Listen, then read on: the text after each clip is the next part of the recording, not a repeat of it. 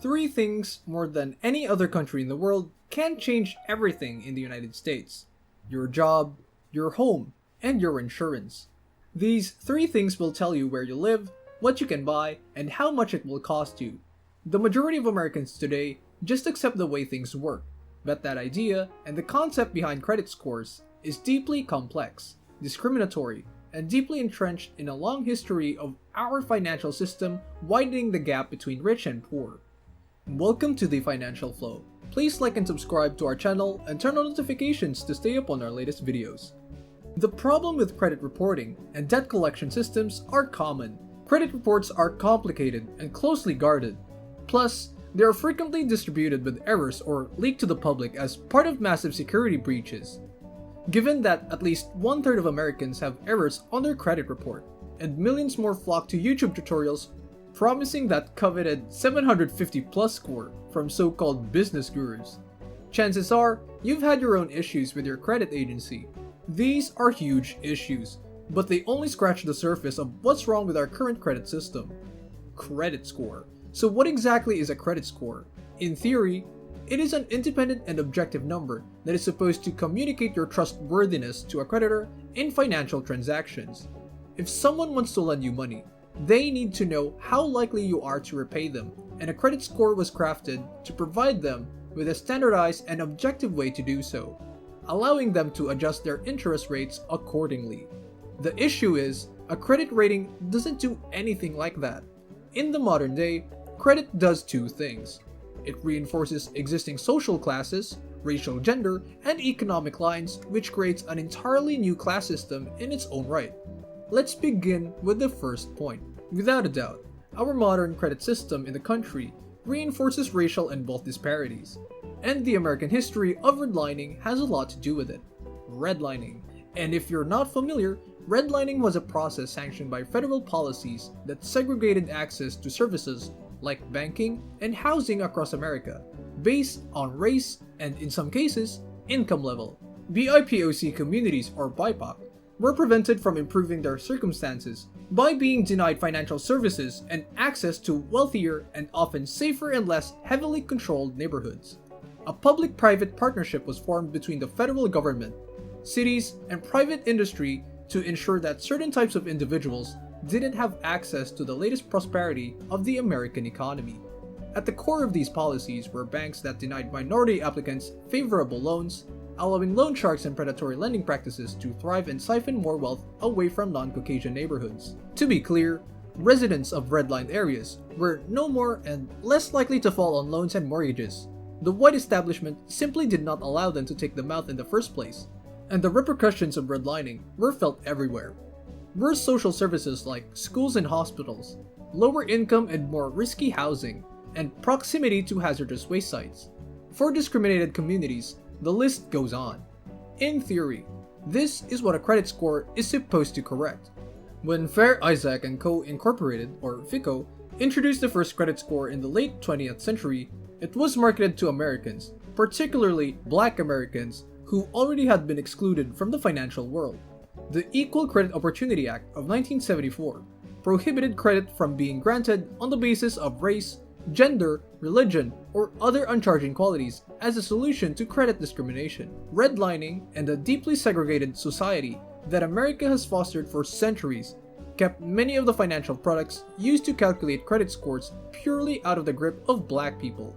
In the Black community, home equity was low, wages were not on par with the white counterparts, and exploitative lending thrived. Good housing was still refused to racialized groups, and cities rarely discussed any historical imbalances between the poor and the wealthy. With these circumstances, obtaining a high credit score was nearly impossible. As a result, white upper and so-called middle-class Americans could continue to use the banking system as personal piggy banks, live in nicer houses, and get better jobs. Of course, credit scores are no longer simply a number used to determine whether or not to grant you a loan. Before hiring a candidate, 47% of employers check their credit score. Bad credit can make or break an apartment application, and insurance pricing can vary greatly depending on where your credit stands, burdening those with a lower score with higher interest rates and reduced access to essential goods.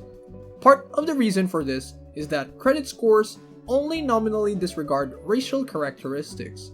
With pinpoint accuracy, the types of payments that are likely to demonstrate trustworthiness in family units with less initial capital that Black Americans have been denied or kept out of the formula. It maintained the notion that some people are deserving of the bare minimum while others are not.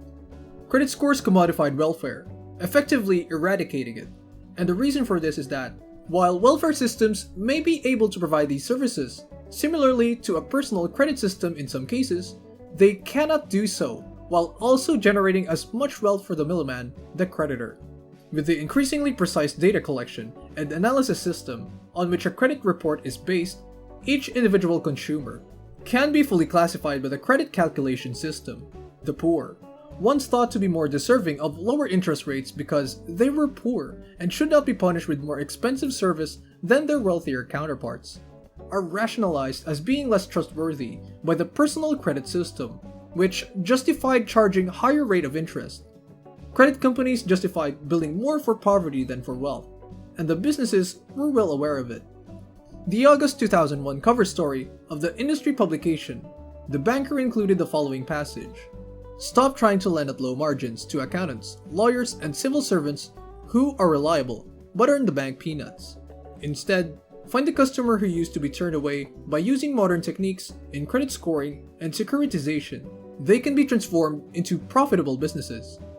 What they're referring here is that poor Americans with the lowest credit scores and using that data and leverage to generate massive profits by lending at higher interest rates. The poor are a great way for the rich to make money. By now, you've likely heard of the Chinese social credit system. We are increasingly discovering that what was portrayed as an Orwellian dystopian and all-seeing surveillance system is far more trivial, constrained, and fragmented. Typically, businesses that breach environmental and food safety laws struggle to appear before a judge, and this is coming from places like foreign policy, which isn't exactly the CPC's mouthpiece. Suppose the Chinese social credit system was truly a dystopian as described. Is it that dissimilar to the American credit system? Is it any more racially biased? Would it be more harmful to individual liberties? Credit systems do very little to demonstrate anyone's financial trustworthiness. You can be extremely financially responsible without ever getting a credit card or incurring a repaying debt. But our credit scoring system doesn't care. Something as insignificant as paying off your car loan early and thus not generating as much interest for the bank can actually lower your credit score. The credit system is truly perverse. It's broken, but it works perfectly fine. Capitalism's tentacles slither into every aspect of our lives, causing untold suffering and a plethora of problems. And it should be obvious that in order to solve these problems, the source of the problem must be identified. This is an extremely important topic that isn't discussed nearly enough. Thanks for watching. Don't forget to leave a like and subscribe to our channel for more content like this. Have a good one.